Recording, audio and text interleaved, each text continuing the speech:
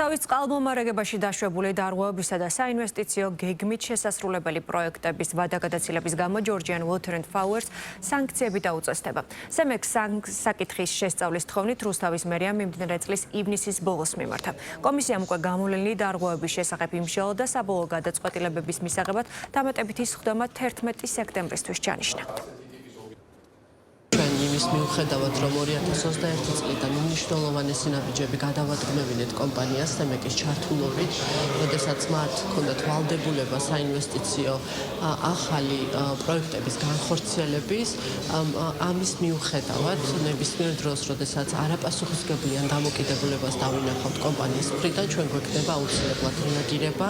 დღეს სხდომაზე დეტალურად იქნა განხილული ის საკითხები, რომელიც დარღვევით მიმდინარეობს და რეკომენდაციების შესრულების შემდეგ რუსთავი ამ კუთხით გადადგავს წინ კიდევ ერთ მნიშვნელოვან ნაბიჯს, გავაგრძელებთ მუშაობას იმისთვის, რომ ერთხელ და სამუდამოდ ჩვენს ქალაქში ეს გამოწვევა იყოს დაცლებული. დეტალურად გავიარეთ რუსთავის წყალმომარაგებასთან დაკავშირებული საკითხები, მათ შორის სათავე ნაგებობის ელექტრონულ ქსელებში არსებული პრობლემები, რის მოსაგვარებლადაც Georgian Water and Power განესაზღვრა კომისიის მიერ კონკრეტული ვადები.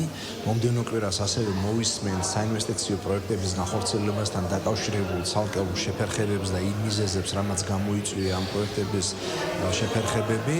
დაევალა კომისიას ასევე, რომ ამ პროექტებს მის განხორციელებას უფრო მეტი ტემპით მიხედოს. მომდევნო კვირის კომისიის ხდომაზე დავასრულებთ ჩვენ საკითხის განხილვას, გავცემთ კონკრეტულ დავალებებს და ასევე Georgian Water and Power დასანქცირდება მის სისტემაში და ქსელში არსებული ტექნიკური ნორმების და წესების დარღვევის გამო. ჩვენ მოვისმინეთ სემეკის თავმჯდომარისგან გადაწყვეტილების პროექტის შინაარსი, რომელიც ითვალისწინებს პირდაპირ დავალებას წყალმომარაგების კომპანიისათვის ელექტროენერგიის მომარაგების ქსელის აღდგენასთან დაკავშირებით, ასევე გეგმის შემუშავებასთან დაკავშირებით, სადაც დეტალურად იქნება გაწერილი ინვესტიციით გათვალისწინებული პროექტის სამუშაოები.